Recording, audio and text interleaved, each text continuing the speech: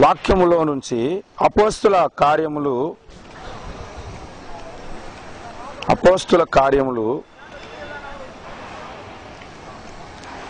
మొదటి అధ్యాయం తీసారా? అపోస్తుల కార్యములు మొదటి అధ్యాయం 11వ వచనాన్ని మనం చదువుకుందాం. అందరూ కలిసి చదువుకుంటే మంచిదని నా ఉద్దేశం. బైబిల్ తెరిచిన వారందరూ కూడా చదవండి. భాస్కర్ మొదట చదువుతాడు, మీరు ఏకీభవించండి. గలిలయ మనుషులారా మీరెందుకు నిలిచి ఆకాశం వైపు చూచుచున్నారు? మీ వద్ద నుండి పరలోకమునకు చేర్చుకొనబడిన ఈ యేసే ఏ రీతిగా పరలోకమునకు వెళ్ళుట మీరు చూచితిరో ఆ రీతిగానే ఆయన తిరిగి వచ్చునని వారితో చెప్పిరి. చాలు, ప్రార్థన చేసుకుందాం. కృపా సత్య సంపూర్ణుడా, అద్వితీయ సత్య దేవుడా, మా కొరకు త్వరలో రాబోచున్నటువంటి మా ప్రభువా, మా రక్షక, పెండ్లి కుమారుడా, నీకు వందనాలు చెల్లిస్తున్నాం. ఈ రాత్రికాల సమయంలో మీ చదవబడిన లేఖన భాగములో నుంచి నీ రాకడను గూర్చిన విషయాలు మేము గ్రహించినట్లుగా కృప చూపమని నజరేయుడగు యేసు క్రీస్తు యొక్క నామమున ప్రార్థిస్తున్నాము తండ్రి, ఆమేన్. మనము ప్రకటన గ్రంథమును ధ్యానం చేస్తూ ఉన్నాం. వాస్తవానికి ఈరోజు ఇద్దరు సాక్షుల గురించి చెప్పాలనుకున్నాను, కానీ అది వచ్చే వారం చెప్తాను. ఆ మెసేజ్ తర్వాత ఈ మెసేజ్ ఒరిజినల్గా. అయితే ప్రకటన గ్రంథములో మనం ధ్యానిస్తున్న అంశము 4 భాగాలుగా విభజించి మీకు చెబుతున్నాను. అంత్యవారం ప్రారంభముకు ముందు ఏమేమి జరుగుతాయో కొన్ని వారాలు మనం మాట్లాడుకున్నాం. అంత్యవారం ఏ విధంగా ప్రారంభం అవుతుందో మాట్లాడుకున్నాం. తర్వాత అంత్యవారంలో మొదటి అర్ధవారంలో ఏమేమి జరుగుతాయో మనం ప్రస్తుతం మాట్లాడుకుంటున్నాం. ఈ అంత్యవారము అనగా 7 సంవత్సరాల శ్రమల కాలము. ఇశ్రాయేలీలు 7 సంవత్సరాలను కూడా ఒక వారం అంటారు. 7 రోజుల్ని వారం అంటారు, 7 సంవత్సరాలని కూడా వారు వారం అనే అంటారని బైబిల్ గ్రంథములో మనం చాలా చోట్ల సంగతులను 70 వారముల గురించి చదువుకున్నప్పుడు మీకు నేర్పించాను, మీరు తెలుసు. అయితే ఈ మొదటి అర్ధవారములో అనగా మొదటి 3.5 సంవత్సరాల కాలములో సంఘము ఈ భూమి మీద ఉంటుంది. ఆ 3.5 సంవత్సరాల శ్రమలు ముగిసిన వెంటనే సంఘము ఎత్తబడుతుంది అని మనం నేర్చుకున్నాం. వాక్యాధారాలతో రుజువుపరుచుకున్నాం. బైబిల్ గ్రంథములో సంఘం శ్రమలకు ముందు ఉంటుందనడానికి బైబిల్లో ఒక్క వచనం కూడా లేదని చెప్పాను. ఒక్క వచనము కూడా శ్రమలకు ముందు ఎత్తబడుతుంది అనడానికి లేదు. ఉన్నాయని వాక్య పరిచయం చేసినటువంటి ఆ వచనాలన్నిటిలో ఒక భావం ఏంటో కూడా నేను వివరించాను. సీడీలు అన్ని రెడీ అవుతాయి, మర్చిపోయినా గుర్తు చేసుకునే విధంగా మరలా వినొచ్చు. కాబట్టి నేను ఈరోజు ఒక అంశం ఏంటంటే, యేసు ప్రభు ఒక రాకడలో 3 విషయాలను నేను చెప్పాలనుకుంటున్నాను. యేసు ప్రభు రాకడలో మొట్టమొదటి విషయం, ఒక అంశము, ఆ పేరేంటంటే రాకడలో 2 భాగములు. అది మొట్టమొదటి భాగం. రెండవది సంఘము ఎత్తబడిన తర్వాత భూమి మీద పరిస్థితులు. 3 ఎత్తబడిన సంఘానికి ఎటువంటి మహిమ కలుగుతుంది. ఈ 3 విషయాలు ఈ రాత్రిలో మనం నేర్చుకుందాం. ఈ 3 విషయాలు. అయితే మొట్టమొదటి విషయం ఏమని చెప్పాను? రాకడలో 2 భాగములు ఉన్నాయి. రెండవ రాకడలో 2 భాగములు ఉన్నాయి. ఆ మొదటి భాగం పేరు అదృశ్య రాకడ అంటారు, రెండవది బహిరంగ రాకడ అంటారు. ఈ విషయం చాలా మందికి తెలియదు, మీరు గమనించండి. యేసు ప్రభు రాకడలో ఒకటి అదృశ్య రాకడ, ఆయన రావటం ఎవరికి కనబడదు. రెండవది బహిరంగ రాకడ, అంటే అందరికీ కనబడుతుంది. దాన్ని దృశ్య రాకడ అని కూడా చెప్పొచ్చు. ఇప్పుడు మనం ఈ విషయాలను ఒకసారి జ్ఞాపకం చేసుకుందాం. మనం చదివినటువంటి వచనములో అక్కడ రాయబడిన సంగతులు ఏంటంటే, యేసు ప్రభు మరణ పునరుద్ధానముల తర్వాత 40 రోజులు యెరూషలేము ప్రజలకు కనిపిస్తూ 40వ రోజున ఆయన ఒక మేఘము మీద కూర్చుంటే అలాగా ఆకాశానికి ఆరోహణమై వెళ్ళిపోయాడు. ఆయన వెళ్ళిపోవడం అలాగా ఆకాశం వైపు చూసుకుంటూ ఉండిపోయారు. అనుకోకుండా ఒక ఇద్దరు ప్రత్యక్షమై, గలలే మనుషులారా, మీరు ఎందుకు ఆకాశం వైపు చూస్తున్నారు? మీ మధ్య నుండి పరలోకమునకు వెళ్ళిపోయిన ఈ యేసే ఏ విధముగా పరలోకానికి వెళ్ళిపోయాడో అదే రీతిగా మన యొద్దకు వచ్చును. ఇప్పుడు అందరికీ కనబడతా? ఖచ్చితంగా కనబడతాడు. దీనిని బహిరంగ రాకడ అంటారు అన్నమాట. అయితే దీనికి ముందే అదృశ్య రాకడ జరుగుతుంది. అప్పుడు యేసు ప్రభు ఎక్కడికి వస్తారంటే, మొదటి దెస్సలోనీయులకు రాసిన పత్రికలో 4వ అధ్యాయము 16వ వచనములో 16-17 వచనాలు మనం కలిపి చదివితే, ఆర్భాటముతోను ప్రధాన దూత శబ్దముతోను దేవుని బోరతోను పరలోకము నుండి ప్రభువు దిగి వచ్చును. క్రీస్తునందుండి మృతులైన వారు మొదట లేతురు. ఆ మీదట సజీవులమై నిలిచి ఉండు. మనము వారితో కూడా ఏకముగా ప్రభు యొద్దకు ఎదుర్కొనుటకు ఎక్కడికి వెళ్తాం? ఆకాశ మండలమునకు వెళ్తాం. అంటే యేసు ఎక్కడికి వస్తాడు? అప్పుడు ఆకాశ మండలమునకు వస్తాడు. ఇది కంటికి కనబడదు. ఆయన ఆకాశ మండలానికి వస్తాడు. భూమి మీద ఉన్న సంఘం మాయమైపోయింది.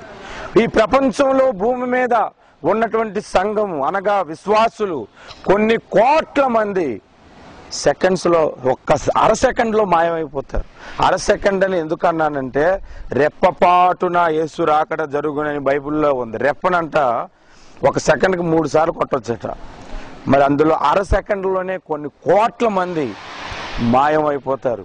దీనిని అదృశ్య రాకడ అన్నారు. హల్లెలూయా. ఈ అదృశ్య రాకడలో యేసు ప్రభు ఆకాశ మండలంలోనికి వస్తాడు. కొంతమంది ఏమని చెప్తారంటే, ఆయన మధ్యాకాశానికి వస్తాడు. మనం మధ్యాకాశాన్ని అసలు ఎలా కూల్చారని నాకు తెలియదు, కానీ బైబిల్లో మధ్యాకాశాన్ని పదమే లేదు. బైబిల్లో మధ్యాకాశానికి వస్తాడు అనేది లేనే లేదు. ఆకాశ మండలానికి ఆయన వస్తాడు. నేను ఒక మర్మం చెప్తాను తర్వాత. ఆకాశ మండలానికి ఎందుకు వస్తాడంటే, అక్కడ ఒక పెద్ద యుద్ధం జరుగుతుంది. ఎందుకంటే ఆకాశ మండలం అందుండు దురాత్మలతో మనం పోరాడుతున్నాం అన్నాడు. అసలు అక్కడికి వెళ్ళకుండా ఉండటానికే పెద్ద యుద్ధం జరుగుతుంది మనకి ఈ భూమి మీద. గమనించండి. అక్కడికి రావటము మొదటి అదృశ్య రాకడ అంటారు. ఆయన భూమి మీదకి రావటము దృశ్య రాకడ అంటారు. ఇది 7 సంవత్సరాలు శ్రమలు పూర్తయిన తర్వాత జరుగుతుంది. ఇప్పుడు ఆ ఇద్దరు చెప్పినటువంటి ప్రవచనము నెరవేరుతుంది. యేసు ప్రభు ఈ భూమి మీదకి ఒక రోజు వస్తాడు. అది బహిరంగ రాకడ అన్నారు. ఎక్కడికి వస్తాడు? యెరూషలేములోనికి వస్తాడు. యెరూషలేములోని ఏ ప్రాంతానికి వస్తాడు? ఒలీవల కొండ మీదకి వస్తాడు. కరెక్ట్ చెప్పేదాము. ఎందుకంటే ఆయన ఆరోహణమైనప్పుడు ఏ కొండ మీద నుంచి ఆరోహణమయ్యాడు? 12వ వచనం చూడండి, అపోస్తుల కార్యాలు.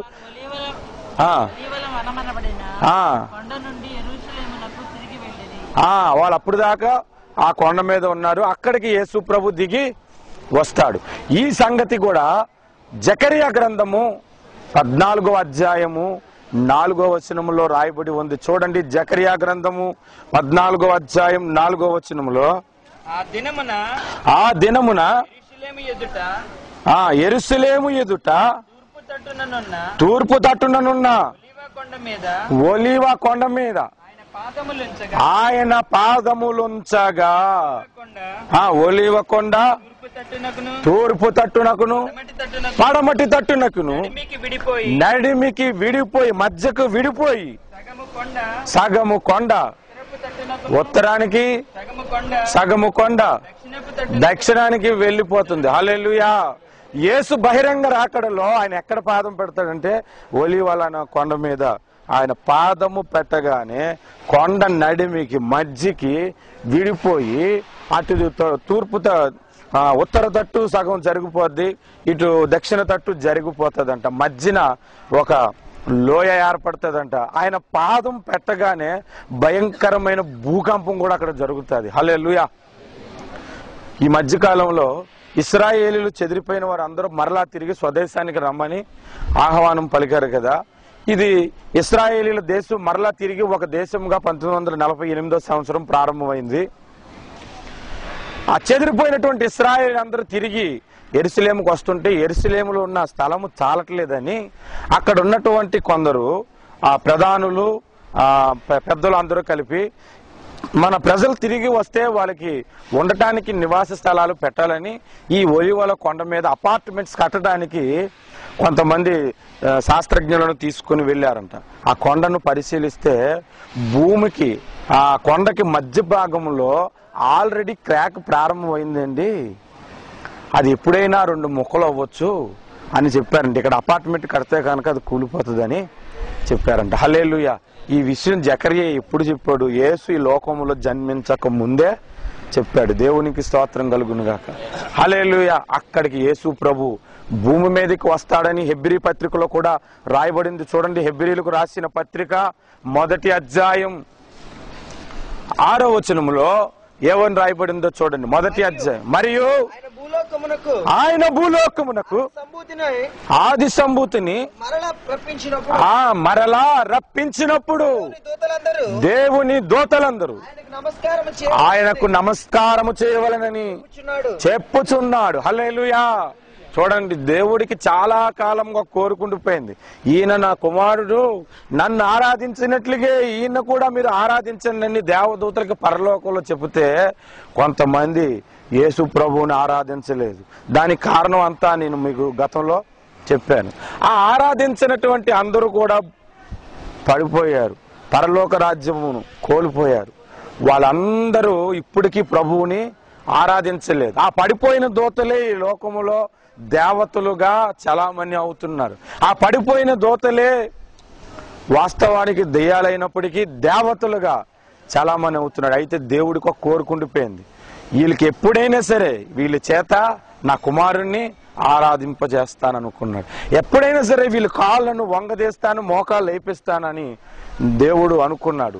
యేసు 2వసారి భూమి మీదకి వచ్చినప్పుడు దేవుని దూతలందరూ నమస్కారము చేయవలనని ఆయన చెప్పుచున్నాడు. అందుకే ఒక పాట ఉంటుంది, ఈ లోక దేవతలంతా ఆయన ముందారా, ఈ లోక దేవతలంతా ఆయన ముందారా, సాగిలపడి నమస్కరించి గడగడలాడేను, సాగిలపడి నమస్కరించి గడగడలాడేను.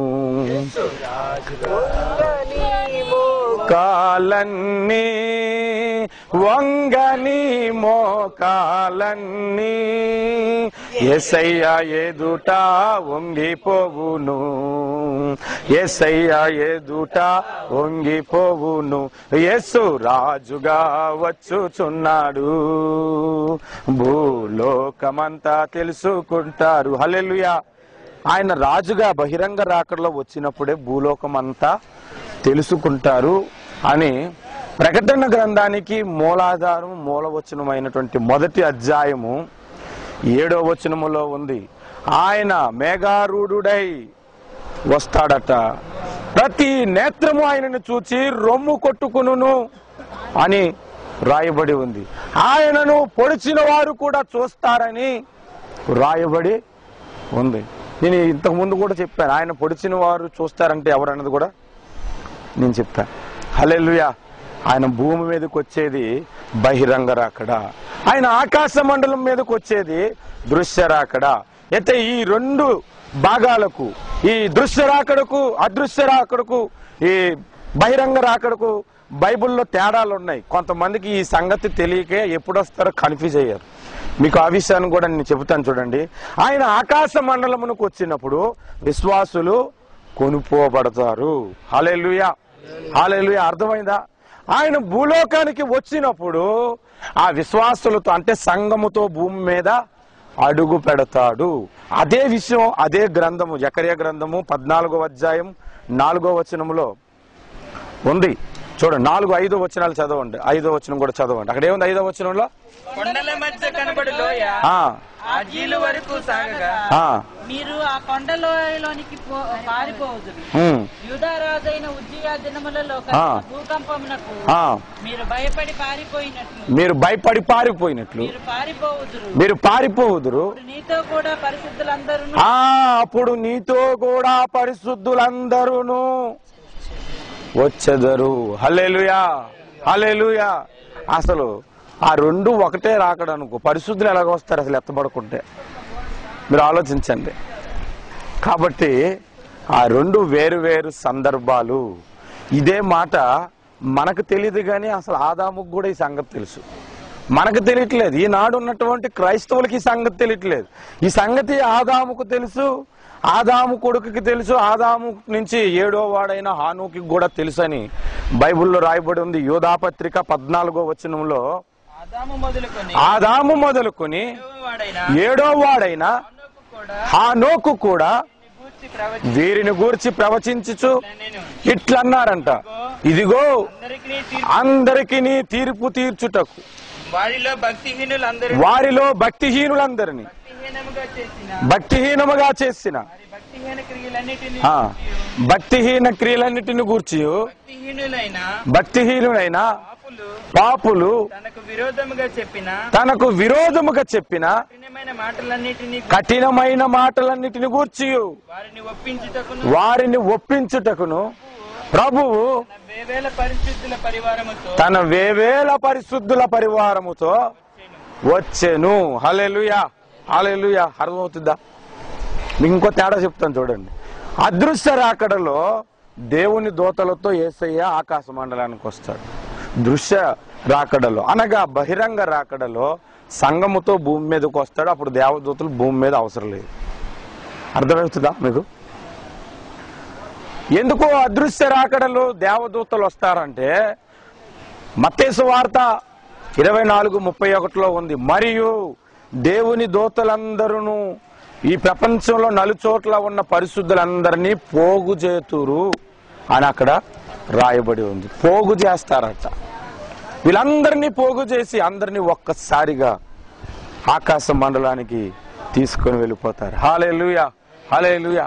ఇంకా నేను మీకు చాలా తేడాలు చెప్తాను, వినండి. అదృశ్య రాకడలో సంఘం ఎత్తబడుతుంది. ఎత్తబడిన సంఘానికి తీర్పు జరుగుతుంది. దృశ్య రాకడలో అనగా బహిరంగ రాకడలో ఈ భూమి మీదకి యేసు వచ్చినప్పుడు అన్య జనాంగములకు తీర్పు తీర్చటం ప్రారంభమవుతుంది. యెషయా గ్రంథం 2వ అధ్యాయం 4వ వచనములో ఈ మాట రాయబడి ఉంది. చూడండి, యెషయా గ్రంథం 2వ అధ్యాయం 4వ వచనములో ఆయన మధ్యవర్తి అయి అన్య జనులకు న్యాయము తీర్చును, అనేక జనములకు తీర్పు తీర్చును. వారు తమ ఖడ్గములను చూడండి, అనేక జనములకు తీర్పు తీర్చును. అన్య జనాలకి ఆయన తీర్పు తీరుస్తాడంట. ఇది బహిరంగ రాకడలో జరుగుతుంది. ఈ విషయాలన్నీ ఎందుకు చెప్తున్నానంటే యేసు రాకడలో 2 అంచులు ఉన్నాయి. మొట్టమొదటిది అదృశ్య రాకడ. ఆయన ఆకాశ మండలానికి వస్తాడు, సంఘం అక్కడికి వెళ్ళిపోతుంది. ఇది కంటికి కనబడదు. మన పక్కన్నోడు మాయమైపోయినంత వరకు యేసు రాకడ జరిగిందన్న సంగతి తెలియదు. కాబట్టి యేసయ్య ఏమన్నారంటే ఇదిగో దొంగ వచ్చినట్లు వస్తానన్నాడు. దానికి మనోళ్ళు ఏమని అర్థం చేసుకున్నారంటే దొంగ వచ్చినట్లు వస్తానన్నాడు కాబట్టి రాత్రికి రావచ్చు, మధ్యాహ్నం రావచ్చు, రేపు ఉదయం రావచ్చు అనే అనుకున్నారు. దొంగ మీరు ఆలోచించండి, ఎప్పుడు రాత్రులైనా వస్తాడు? ఒక అతను ప్రసంగం చేశారు, ఇదిగో దొంగ ఎప్పుడు వస్తాడు? రాత్రులు వస్తాడు. కనుక యేసు ప్రభు ఒక రాకడ ఖచ్చితంగా రాత్రే జరుగుతుంది. ఎందుకంటే బైబుల్లో ఉంది, ఇగో అర్ధరాత్రి వేళ ఇదిగో ఒక స్వరం వినబడగానే నిద్రపోతున్న 10 మంది కన్యకులు లేచారు అని చెప్పాడంట. మరి అదే యేసు ప్రభు ఇంకో మాట చెప్పాడు, కోడి కూయినప్పుడు వచ్చునో, మధ్యాహ్నం వేళప్పుడు వచ్చునో, అర్ధరాత్రి వచ్చునో, సాయంత్రం వచ్చునో, ఎప్పుడు వచ్చునో మీకు తెలియదు కనుక మీరు ఎందుకన్నాడు తెలుసా? ఒకవేళ ఆయన మధ్యాహ్నం వస్తానని చెబితే అది ఇంకో దేశంలో రాత్రి అవుతుంది, ఇంకో అక్కడ రాత్రి వస్తానని చెప్తే మరొక దేశంలో ఉదయం అవ్వచ్చు. ప్రపంచంలోనే ఉన్న అన్ని సమయాలని రంగరించుకొని ఏసీ దిగుతాడు. దేవునికి స్తోత్రం కలుగును గాక. హల్లెలూయా. మీరు అనుకోనని గడియలో ఆయన వస్తాడు కాబట్టి దానిని దొంగలా వస్తానని చెప్పాడు. దొంగలా వస్తాననగానే దీన్ని ఎలా అర్థం చేసుకున్నారు? ఎప్పుడైనా రావచ్చు, ఈ రాత్రికి రావచ్చు అని అర్థం చేసుకో. ఇదిగో నేను త్వరగా వచ్చుచున్నాను అని అంటే త్వరగా అంటే అర్థం ఏంటి? ఎప్పుడైనా రావచ్చు అనుకున్నారు. ఈ రాత్రికి రావచ్చు, ఎప్పుడైనా రావచ్చు. మీ ఇంటికి నేను త్వరలో వస్తాను బ్రదర్ అంటే ఎప్పుడైనా వస్తారని మీరు వండుకొని రెడీగా ఉంటారు. ఈ రోజు ఎట్లా రాలేదు, ఈ రోజు ఎట్లా రాలేదు, త్వరగా వస్తానన్నట్టు ఇంకా రాలేదు ఎట్లా అనుకోరు కదా. అలాగే అర్థం చేసుకుంటున్నారు అని. ఈ దొంగ వలే వస్తానంటే అర్థం ఏంటంటే దొంగ చెప్పి రాడు, అది సంగతి. అలాగే యేసు రాకడ ఉంటుందని. మాకు మొట్టమొదట్లో పంపు స్టవ్ ఉండేది, మనం వంట చేసుకోవడానికి కిరోసిన్ ఉంది. పంపు కొడితే తర్వాత అది ఆన్ అయ్యేది. మా అమ్మ చాలా కాలము గ్యాస్ స్టవ్ కొనమని మా నాన్నగారిని అడిగింది అనమాట. మా నాన్నగారు ఎందుకు లేవే నీకు సరిగ్గా మతిమరుపు, గ్యాస్ ఇప్పేసి ఇళ్ళంతా తగలబెట్టేస్తాను నువ్వు అని కొండ మానేశాడు చాలా కాలం. అయినా మా అమ్మ ఒకరోజు అప్పు చేసి ఒక గ్యాస్ స్టవ్ కొని ఇంట్లో పెట్టింది. సంక్రాంతి పండుగ చుట్టాలందరూ ఇంటికి వచ్చారు. పండుగ రోజు గ్యాస్ స్టవ్ని ఓపెన్ చేద్దాం అని మా మేనత్తను కూడా తీసుకొచ్చింది. మరి ఇంటి ఆడబడి చేతి ఓపెన్ చేస్తారు కదా. రాత్రి 2 గంటల వరకు ఆ పిండి పిసికి అన్ని చేసుకొని సరదాగా అందరూ మాట్లాడుకొని రాత్రి 2 అయిపోయింది. ఇంకెవరికాలు అలిసిపోయి అక్కడ పడితే అక్కడ పడుకుని పోయారు. తెల్లవారు 4 గంటలకి అలారం పెట్టుకుని మరలా లేచారు వంట చేయటానికి. లేచి చూసేసరికి గ్యాస్ పొయ్యి లేదు, రెగ్యులేటర్ లేదు. సిలిండర్ పట్టుకెళ్ళిపోవటానికి నా ట్రై చేసరికి నా బరువు ఎత్తలేక పాపం ఆ దొడ్డి దగ్గర వదిలేసి పారిపోయాడు అనమాట. ఆవిడ పారిపోయాడు. చూడండి, ఒక్క 2 గంటల్లో డీప్ స్లీప్ లో ఉన్నారు అందరూను. ఆడు పట్టుకెళ్ళిపోయాడు. ఆధ్యాత్మికంగా మనము నిద్రపోతే యేసు రాకడ మనకు తెలియదని సంగతిని చెప్పటానికే నీవు జాగరూకుడువై ఉండని ఎడల దొంగ వలె వచ్చేదను అన్నాడు. అదే నువ్వు జాగ్రత్త కలిగి ఉంటే అందరూ మెలుగుకొండి మాట్లాడుకుంటుంటే ఆడు వచ్చి రెగ్యులర్ పట్టుకెళ్తాడా? ఆడు వచ్చి గ్యాస్ స్టవ్ పట్టుకెళ్తాడా? పట్టుకెళ్ళడు కదా. అలాగే మీరు గ్రహించలేరు. కాబట్టి ఎప్పుడూ మెలకువగా ఉండటానికి దేవుడు నేను దొంగ వలె వచ్చేదనన్న మాటను ఉపయోగించాడు. ఇది అదృశ్య రాకడ. బహిరంగ రాకడను గురించి ప్రభు ఏమని చెప్పారు తెలుసా? ఇదిగో తూర్పు దిక్కున మొదలుకొని పరమటి దిక్కుడు వరకు మెరుపు ఎలాగూ ఉండునో అలాగూ నేను వస్తానన్నాడు. ఈ సంగతి అందరికీ తెలుస్తుంది. మెరుపు వచ్చింది ఎక్కడున్నాడని ఇలా చూస్తాడు, ఒకసారి తలెత్తి చూస్తాడా కదా. అలాగ వస్తానని యేసు ప్రభు ఎందుకన్నారు? కనుక ఈ 2 వేరు వేరు సందర్భాలు. నేను ఇంకొక మర్మాన్ని మీకు చెప్తాను. ఈ మర్మం ఆల్రెడీ పౌలు చెప్పాడు, కానీ ఇంకా మనకు అర్థం కాలేదు కాబట్టి ఇది మర్మం అని నేను మీకు చెప్తాను. దేవుడు కృపను బట్టి సింగపూర్దేశంలో మర్మాలు చెప్పే కృప సెల్ గ్రూప్ లో మనకు దయచేశాడు. హల్లెలూయా. ఆ మర్మం ఏంటంటే పాత నిబంధనలో యేసు ప్రభు యొక్క అదృశ్య రాకడను గురించి రాయబడలేదు, చెప్పబడలేదు. విన్నారా? యేసు ప్రభు ఒక అదృశ్య రాకడ అంటే ఆకాశ మండలానికి ఆయన వస్తాడు, సంఘం ఎత్తబడతాది అనే సంగతిని పాత నిబంధనలో లేదు. కానీ పాత నిబంధన, క్రొత్త నిబంధన అన్నిటిలో కూడా బహిరంగ రాకడను గురించి ప్రవచనము ఉంది. అయితే కొత్త నిబంధనలో మాత్రము సంఘం ఎత్తబడటం గురించి ఉంది. ఈ సంగతిని మీకు చూపెడతాను. దయచేసి మీరు బైబిల్ తెరవండి. 1 కొరింథీయులకు రాసిన పత్రిక 15వ అధ్యాయం 51వ వచనాన్ని మీరు చదవండి. 51వ వచనం.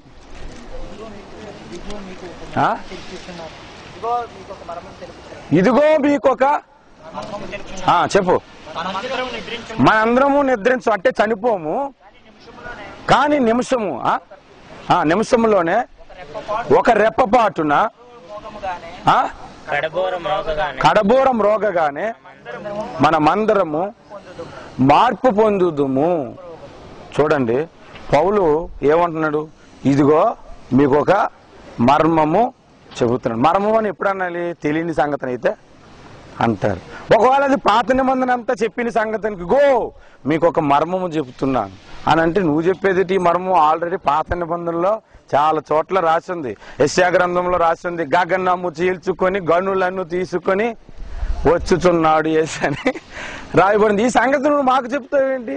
ఈ సంగతులు మాకు ఎప్పటి నుంచో తెలిసి ఇది పెద్ద మర్మమే ఉంది, మర్మం చెప్తానని వచ్చాడు రా మర్మం అని అనాలి పౌల్ని. ఎందుకనలేదు తెలుసా? అది మర్మమే.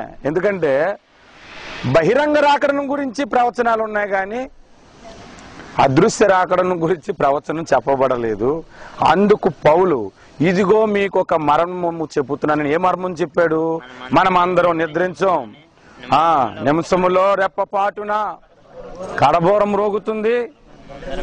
మృతులు అక్షయలుగా లేస్తారు. బోరం రోగును మార్పు పొంది మనందరము ఆకాశ మండలానికి వెళ్ళిపోతాం. డైరెక్ట్ గా పరలోకానికి వెళ్ళిపోం. మీరు గమనించుకోండి బాగాను. డైరెక్ట్ గా మనకి పరలోకానికి వెళ్ళిపోయి ఇది లేదు. తీర్పు అనేది ఒకటి మధ్యలో ఉంది. హల్లెలూయా, హల్లెలూయా. కనుక ఈ రెండు రాకడలకు డిఫరెంట్ ఉంది. మనం దేని గురించి ఎదురు చూడాలి తెలుసా? దేని గురించి? బహిరంగ రాకడ ఎప్పుడు వస్తుందని ఎదురు చూడవలసిన అవసరము లేదు. అది ఇశ్రాయేలీలు ఎదురు చూడాలి, మనము కాదు.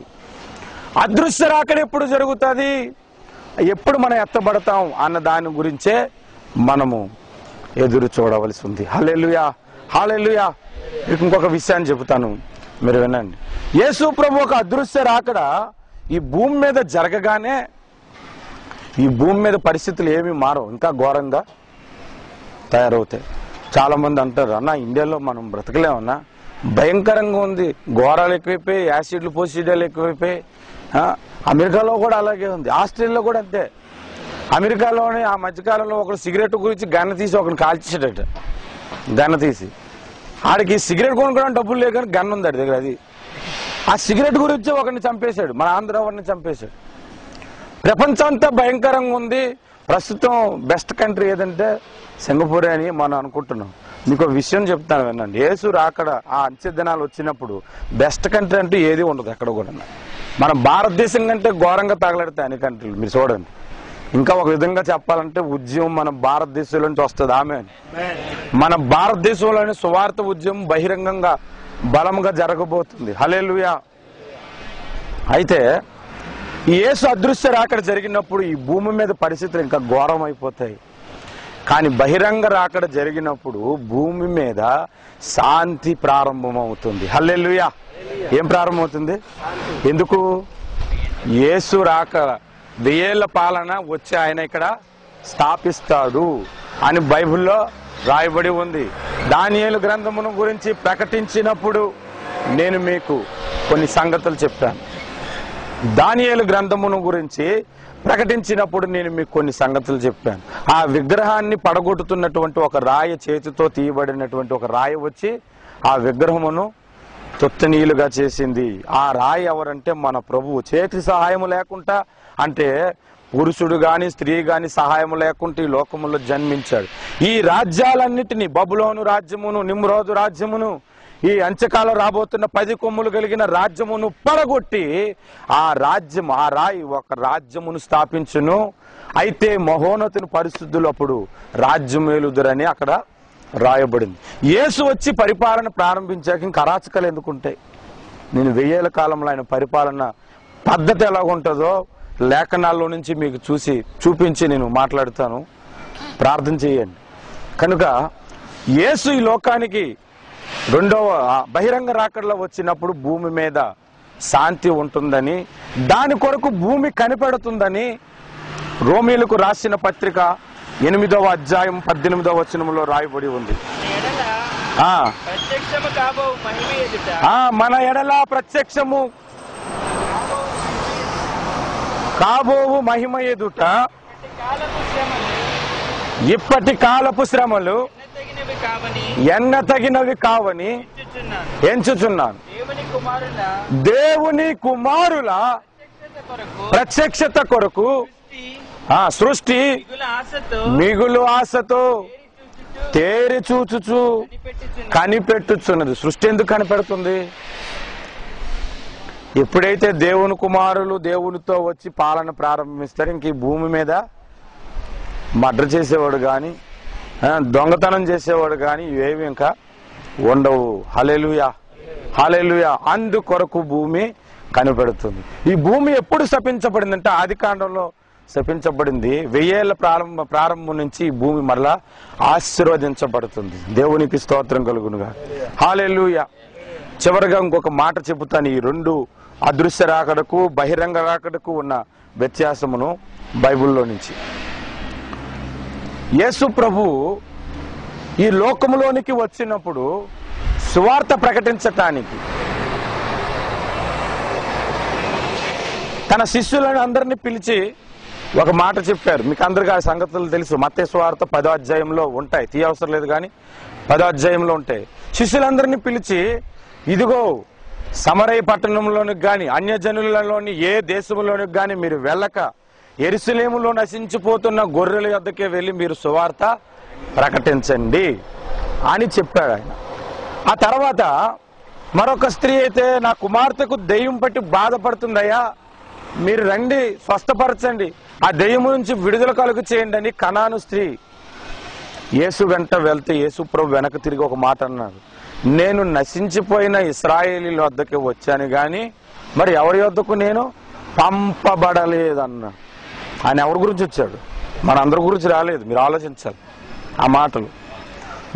ఇంకొక మాట ఏమంటాడంటే, ఆయన తన స్వకీయుల యొద్దకు వచ్చాను అని ఉంది. నేను ఈ మాటలు చదివినప్పుడు, ఈ మాటల గురించి ఆలోచించినప్పుడు, ఈ దేవుడు మన దేవుడు కాదా?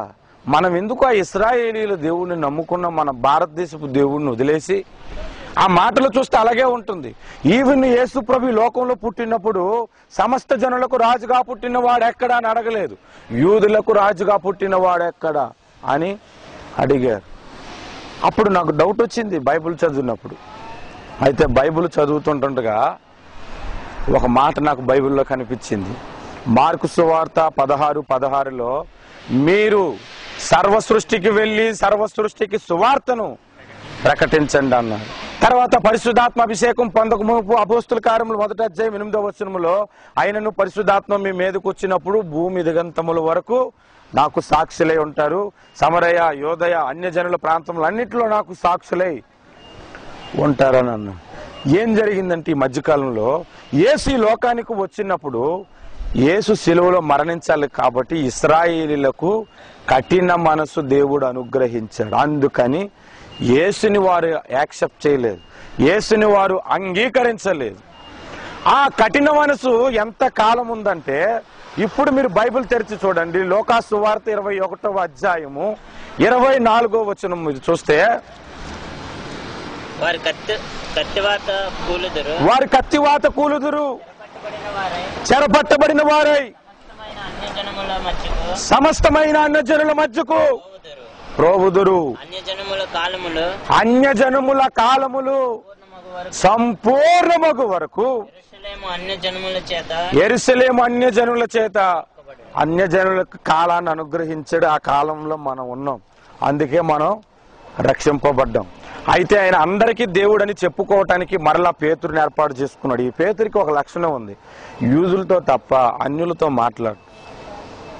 అన్యుడు కనబడితే ఈడేటర్ ఎదురొచ్చాడని మళ్ళీ ఇంట్లోకి వెళ్ళిపోతారు సార్ కొంతమంది, అలాగా వెనక్కి వెళ్ళిపోయి యూదులతోనే మాట్లాడేవాడు. అందుకని దేవుడు అతన్ని ఎంచుకొని ఒక దర్శనాన్ని ఇచ్చి ఒక దర్శనాన్ని చూపించాడు అపోస్తుల కార్యాలు 10వ అధ్యాయంలో. ఆ దర్శనములోని సమస్త చతుష్పాదములు కలిగిన జంతువులు అన్నీ ఉన్నాయి, అవి తిని చంపుకొని తినమని దేవుడు చెబితే, ప్రభువా నేను అపవిత్రమైనవి ఎప్పుడు నేను ముట్టుకోలేదే అని అన్నాడు. అప్పుడు దేవుడు ఒక మాట అన్నాడు, మీరు ఆ మాట గమనించండి, దేవుడు పవిత్రపరిచినవి అపవిత్రమని ఎంచకూడదు. అదే దేవుడు పాత నిబంధనలో తినొద్దన్నాడు, పందిని తినొద్దన్నాడు, కుక్కను తినొద్దన్నాడు, గబ్బిలని తినొద్దన్నాడు, చాలా విషయాలు తినొద్దన్నాడు. ఇప్పుడు అదే దేవుడు ఏమంటున్నాడు, దేవుడు పవిత్రపరిచినవి మనుషుడు అపవిత్రమని ఎంచకూడదు అన్నాడు. సరే, ఈ ఈ విషయాలు అయిపోయాయి. ఈ దర్శనం ఏంటా అని ఆలోచించుకుంటుండగా పేతురికి మరొక దర్శనం వచ్చింది. నీ వద్దకు ఒక అన్యుడు వస్తాడు బాబు, నువ్వు యూదుని చెప్పకుండా మారు మాట్లాడుకుంటూ అతనితో పాటు వెళ్ళిపో అన్నాడు. అతడు ఒక 2 వ్యక్తులు వచ్చారు. ఆ 2 వ్యక్తులు ఈ పేతురును కొర్నేలు ఇంటికి తీసుకెళ్తే అక్కడ చాలా మంది అన్యులు కూర్చొని ఉన్నారు. పేతురు గారు వస్తారట, ప్రసంగం చేస్తారట. పేతురు వచ్చిన వెంటనే ఏమని పలికాడో తెలుసా? ఏ మనుషుడిని కూడా దూషింపకూడదు, ద్వేషింపకూడదని దేవుడు నాకు చూపించాడు. దేవుడు ఏం చూపించాడండి? దేవుడు ఏం చూపించాడు? సమస్త జంతువులన్నీ చూపించాడా? కానీ ఏ అన్యజనుడిని దూషించకూడదని ఎందుకు అంటున్నాడు? ఆ దర్శన భావమే అది. అంటే యేసు శిలువలో మరణించిన తరువాత అన్యజనులకు కూడా రక్షణను అనుగ్రహించాడు. ఈ మాట చదువుకొని మన సబ్జెక్టులోనికి వెళ్దాం. రోమీలకు రాసిన పత్రిక 11వ అధ్యాయంలో 25వ వచనం చూడండి. 25వ వచనంలో, సహోదరులారా, సహోదరులారా మీరే మీ దృష్టికి మీరే బుద్ధిమంతులమని చూడండి, బుద్ధిమంతులను అనుకోనకుండునట్లు ఈ మర్మము మీకు ఈ మర్మము మీకు చెబుతున్నాను. మరొక మర్మం ఇక్కడ మనం ఆలోచిద్దాం. సహోదరులారా అంటే ఎవరిని అంటున్నాడంటే అక్కడ ఉన్న అన్య జనాంగాలకి పౌలు చెబుతున్నాడు, సహోదరులారా మీ దృష్టికి మీరే బుద్ధిమంతులని అనుకోనకుండునట్లు నేను మీకు ఒక మర్మము చెప్పుచున్నాను. ఏం చెప్తున్నాడు? అనగా అదేమనగా అన్యజనుల ప్రవేశం అన్యజనుల ప్రవేశము పూర్ణమగు వరకు సంపూర్ణమగు వరకు ఇశ్రాయేలీయులకు ఇశ్రాయేలీయులకు కఠిన మనసు ఇవ్వబడింది, మట్టుకు కలుగు. కొంత మట్టు కలుగును. తర్వాత వారు ప్రవేశించినప్పుడు వారు ప్రవేశించినప్పుడు అంటే సంఘము ఎత్తబడిన తర్వాత విమోచకుడు సియోనులో నుండి వచ్చి యాకోబులో ఉన్న భక్తిహీనతను తొలగించును. తర్వాత ఇంకా చదివితే పేజ్ నేడు వారి పాపములను పరిహరించుదునని నా వలన వారికి కలుగు నిబంధన ఇది అని వ్రాయబడినట్లు ఇశ్రాయేలు జనులందరూ రక్షింపబడుదురు. హల్లెలూయా. వాళ్ళు భక్తిహీనత ఎప్పుడు పోతుందో తెలుసా? సంఘం ఎత్తబడిన తర్వాత. ఒక్కసారిగా ఇంతమంది మాయమైపోయారే, ఇంతకాలం ఈ అబద్ధ క్రీస్తునే మనం క్రీస్తు అని అనుకుంటున్నాం, వీడు కాదా అనే థాట్ అప్పుడు వాళ్ళకి వస్తుంది. అప్పుడు వారు మనోనేత్రాలు వెలిగించబడితే మనం మన దేవుడిని సిలువ వేశాం, మన దేవుడిని పొడిచి చంపాం, ఆయన కొరకు మన ఎదురు చూద్దాం, వీడిని వదిలేండి అని చెప్పి అందరూ అబద్ధ క్రీస్తు నుండి పారిపోతారు. అందుకే యోధాలో ఉండువారు కొండలకు పారిపోవాలని అన్నాడు. ఎందుకన్నాడు అనుకున్నాం? యోధాలో ఉండి వాళ్ళందరూ పారిపోయి ఒక లోయలో దాక్కుంటారు. 3.5 సంవత్సరాల కాలం పూర్తయిన తర్వాత బహిరంగ రాకడలో యేసు వచ్చినప్పుడు ప్రతి నేత్రం ఆయనను చూచును, ఆయనను పొడిచిన వారు చూదురంటే ఇశ్రాయేలీలు వాళ్ళు. దేవునికి స్తోత్రం కలుగును. హల్లెలూయా. ఈ 2 తేడాలు బైబిల్ గ్రంథంలో ఉన్నాయి. ఇది మొట్టమొదటి విషయం. మీకు 3 విషయాలు చెప్తాను. మొట్టమొదటిది ఏంటి? యేసు రాకడలో 2 అంచులు, అనగా అదృశ్య రాకడ, బహిరంగ రాకడ. రెండవది సంఘము ఎత్తబడిన తర్వాత భూమి మీద పరిస్థితులు ఎలా ఉంటాయి? చాలా భయంకరంగా ఉంటాయి. మీకు ఆల్రెడీ చెప్పాను 7 బూరల గురించి. మీకు చెప్పినప్పుడు 7 బూరల వలన విశ్వాసులకు ఏ హాని జరగవు. 7వ బూర వలన ఇంకా మేలే జరుగుతుంది. మనం ఆకాశ మండలానికి ఎత్తబడతాం. ఎత్తబడిన తర్వాత విడవబడిన వారి సంగతి ఏంటి? వాళ్ళ పరిస్థితి ఎంత భయంకరంగా ఉంటుంది మీరు ఎప్పుడైనా ఆలోచించారా? అది భయంకరమైన స్థితి. ఒక ర్యాప్చర్ మూవీని నేను చూశాను, అందులో క్లిప్పింగ్స్. ఒక దేవుని సేవకుడు బోధిస్తున్నాడు అన్నమాట. బోధిస్తుంటుండగా యేసు ఒక అదృశ్య రాకడ జరిగింది. సడన్ గా సంఘంలో ఉన్నవారు ఒక 80% మాయమైపోయారు. మిగిలిన వాళ్ళు అటు ఇటు చూసుకుంటున్నారు. ఇంకా వాళ్ళు ఎంతగా ఏడ్చారంటే ఆ తలలు కొట్టుకుంటూ దేవుని మందిరంలో గడపకు తలుపు కొట్టుకుంటూ ఏడ్చారు. ఆ పరిస్థితుల్లో అయితే మనం ఉండకూడదు. యేసు రాకడ ఎత్తబడుతున్నప్పుడు జరిగే పరిస్థితుల గురించి మీకు కొన్ని సంగతులు చెప్తాను. ఒకవేళ మెయిన్ రోడ్లో జోరుగా కార్లు వెళ్ళిపోతూ ఉన్నాయి, సడన్ గా అందులో కొంతమంది మాయమైపోతారు. అందులో డ్రైవర్లు ప్రభు నమ్ముకున్న వారైతే మాయమైపోతే రోడ్డు మీద ఎన్ని యాక్సిడెంట్లు జరుగుతాయి. ప్రపంచం అంతా ఒక్క క్షణములోనే, కొన్ని సెకండ్స్ లోనే భయంకరమైన యాక్సిడెంట్లు అన్ని ప్రాంతాల్లో జరిగిపోతాయి. కొంతమంది హాస్పిటల్కి వస్తారు, ఆపరేషన్ చేయటానికి ఆమె గుండు కోస్తారు. ఆమె రక్షింపబడింది అనుకో, కోసి గుండెకాయ తీసి ఇలా పట్టుకుంటాడు. ఈ గుండెకాయ ఉండదు, ఆ మనిషే ఉండదు, మాయమైపోతాడు. అటు ఇటు చూసుకుంటాడు, ఏమైందని. అటు ఇటు చూసుకుంటే పక్కన స్టాఫ్ నర్స్ కూడా ఉండకపోవచ్చు. ప్రభువు నమ్ముకుంటే కన్ఫ్యూజ్ అవుతారు. హాస్పిటల్కి వెళ్ళేటువంటి ప్రెగ్నెంట్ లేడీలకు లోపల ఉన్న కడుపులో ఉన్న బిడ్డలు మాయమైపోతారు. పసిపిల్లలు మాయమైపోతే ఇంకా మరి పరిస్థితి ఎంత ఘోరంగా ఉంటుందో చూడండి. సిప్యాడ్లో పనిచేస్తుంటుంటాం. ఒకవేళ వచ్చి ఫోర్మెన్ వచ్చి ప్రభు ఆ అబద్ధ క్రీస్తు నమ్ముకోలేదు, గ్రైండింగ్ చేయాలి వచ్చి అలాగని తిడతాడు. అప్పుడే జరిగింది అనుకోండి, ఆడు మాయమైపోతాడు. ఏమయ్యాడు వీడు? తిట్టడానికి కూడా అవకాశం లేకుండా పోయాడు. వీడు ఎక్కడ పోయాడు? ఇంకా మరి అన్ని పరిస్థితులు ఒకసారి ఆలోచించండి ఎంత భయంకరంగా ఉంటుందో. ఒకవేళ అది ఉదయం జరిగితే కొన్ని ఏరియాల్లో ఉదయాన్నే లేచి చక్కగా టీ చేసుకుని భార్య భర్తలు ఎదురు కూర్చొని టీ తాగుతారు. అప్పుడు భర్త అంటాడు, ఏటా ఎప్పుడు చూసినా శుభవార ఛానల్ పెట్టా, ఛానల్ ఏంటి సంపు తింటున్నావు, మాకు అది మార్చు అంటాడు. ఈలోగా ఆయన కనబడలేదని ఆమె ఇంక ఇటు చూద్దామన్నా అవకాశం ఉండదు. ఇంకా ఏమైపోయింది అని ఆ పక్కింటికి వెళ్ళి అక్కడున్న ఆమె అడిగింది అనుకో, ఏంటి నా భర్త మాయమైపోయాడమ్మా, పిన్ని గారు మీరు ఏమైనా చూసారంటే, నీ బాధ అదమ్మా, మా ఇంట్లో కూడా కనబట్టలేదు, ఏమయ్యాడు తెలియలేదు. ఊరంతా కనబడరు, కొన్ని కోట్ల మంది ప్రపంచం అంతా కనబడరు. ఇంకా టెలివిజన్లో ఎలాంటి మాటలు వస్తాయి, ఎలాంటి వార్తలు వస్తాయి, ప్రపంచంలో కని విని ఎరుగని రీతిలో మటుమాయం అయిపోయినట్టు కొన్ని కోట్ల మంది కనబడట్లేదు. ఇగో కర్నూలు జిల్లా నుంచి మా టీవీ9 యాంకర్ ఇప్పుడు మన శ్రీనివాస్ రెడ్డి గారు మాట్లాడుతారు చూడండి. శ్రీనివాస్ రెడ్డి గారు అక్కడ ఏం జరుగుతుంది చెప్పండి అంటే, ఇక్కడ కూడా కొంతమంది కనబట్టలేదంటే వాళ్ళందరూ మాయైపోయారు, అందరూ క్రైస్తవులనే చెబుతున్నారు. అయినప్పటికీ కొంతమంది క్రైస్తవులు ఉండిపోయారు, మరి వాళ్ళు ఎందుకు ఉండిపోయారంటే వాళ్ళు భక్తిహీనతలు ఉండిపోయారని వాళ్ళు చెప్పుకుంటున్నారు. మరి టీవీ9 యాంకర్ శ్రీనివాస్ రెడ్డి పని చెప్పుకుంటాడు. ప్రపంచం అంతా ఇదే. ప్రతి దేశంలో, అరణ్యములో, అన్ని ప్రాంతాల్లో క్రైస్తవులు మాయమైపోతారు. విడవబడిన వాడి సంగతి ఏంటి? ఈ సంగతిని యేసు ప్రభు ప్రకటన చేశాడు. ఇద్దరు తిరగలి విసురుచుండగా ఒకడు ఎత్తబడి. అప్పుడు దాకా మాట్లాడుకుని వదిన రాత్రి సీరియల్ చూసా కదా ఎలా ఉంది అని అంటే ఆ కనబడదు. ఆ వదిన ఏమైపోయింది, సీరియల్ చెప్పమంటే కొంప తీసి వెళ్ళిపోయింది. ఇద్దరు తిరగలి వీస్తున్నారు, పొనంలోకి వెళ్తుంటాడు. ఏరా రాత్రి మీ ఇంట్లో బాగా గొడవ ఆడుకున్నావంట మీ ఆవిడతోని అని అంటాడు. అవునరా బాబు అసలు ప్రార్థనకి వెళ్ళొద్దని అంటుంది అని అంటాడు. ఇది కనబడు. ప్రభు చెప్పాడు ఈ మాటలన్నీ. ఇద్దరు నడుచుకొని వెళ్తుండగా ఒకడు విడవబడును, ఒకడు ఎత్తబడును అన్నాడు. ఆ ఎత్తబడిన గుంపులో మనం ఉంటే ధన్యులము. అందుకే పౌలు అన్నాడు, మనము నిద్రించము గాని రెప్పపాటున మార్పు చెంది. అంటే నిద్రించమంటే మనం చనిపోము, రెప్పపాటున మారిపోతాం. ఒకవేళ చనిపోతే మృతులే మొదట లేతురు. ఆ లేచిన వారు, ఈ నిద్రించిన వారు ఏకముగా ఆకాశ మండలమునకు ఎత్తబడుదురని మనం ఇందాకలా చదువుకున్నాం. ఏకముగా అన్న మాటను మీరు రౌండ్ చేసుకోండి బైబిల్ గ్రంథం. ఎత్తబడతాం. ఆ ఎత్తబడిన గుంపులో మనం ఉండాలి. ఒక్కసారి విడవబడితే మన పరిస్థితి ఏంటి? చాలా మంది అంటారు, రే చేతులు కాలిన తర్వాత ఆకులు పట్టుకుంటే లాభం. అది ఏ విషయంలో అయినా పర్లేదే కానీ యేసు రాకడ విషయంలో మాత్రం అలా ఉండకూడదు. ఒకసారి విడవబడితే ఇంకా ప్రార్థన చేసుకున్న, ఎంత కన్నీరు కార్చి వేడుకున్న అవకాశం ఉండదు. ఆ విడవబడిన వాళ్ళందరూ కూడా ఏసావులే. ఎవరాలు? ఏసావులే. అతడు మారు మనసు పొందిన అవకాశము దొరకక చాలా బాధపడ్డాడట. ఒక్కసారి నాకు మారు మనసు కలుగు చేయండి అని. దేని కొరకు అనుకున్నాం? కేవలం భోజనం కొరకు అమ్మేసుకున్నాడు, తన రక్షణను అమ్మేసుకున్నాడు, తన జ్యేష్ఠత్వాన్ని అమ్మేసుకున్నాడు.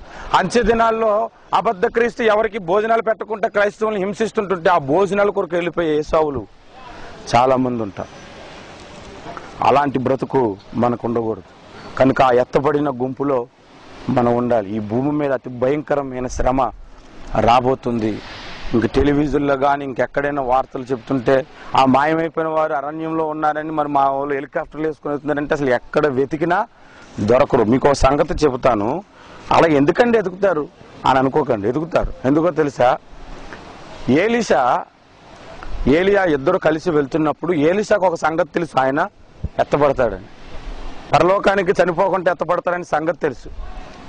అక్కడ ఉన్నవారందరూ కూడా శిష్యులు, కొంతమంది ప్రవక్తల శిష్యులు వచ్చి ఏలీషాతో మాట్లాడుతూ ఏమన్నారంటే, నీ గురువు ఈ రోజు ఎత్తబడునని, అంటే నీ గురువు ఈ రోజు పరమునకు వెళ్ళిపోనని నీకు తెలుసునా అంటే, నాకు తెలుసు, కాముగా ఉండండి అన్నాడు. ఈ ఏలియా అనుకుంటున్నాడు, ఈడెట్టి నేను పైకి వెళ్ళాలి కదా, నాయనకే తిరుగుతాడేటి అని, నువ్వు ఇక్కడ ఉండు, నేను గిల్గాలకి వెళ్తానంటే, అయ్యా నేను వస్తానయ్యా అని అతను వచ్చేస్తాను. ఓహో వస్తావా, సరే రా ఇస్తాను. అక్కడికి వెళ్ళిన తర్వాత ఇక్కడ ఉండు, నేను ఎరుకోకి వెళ్ళాలని అన్నాడు. అక్కడికి వస్తానయ్యా అని అంటున్నాడు.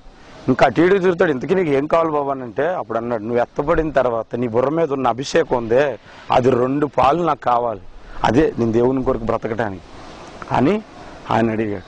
ఈలోగా సుడిగాలిలో గాలి వచ్చింది, అగ్ని రథాలు వచ్చాయి.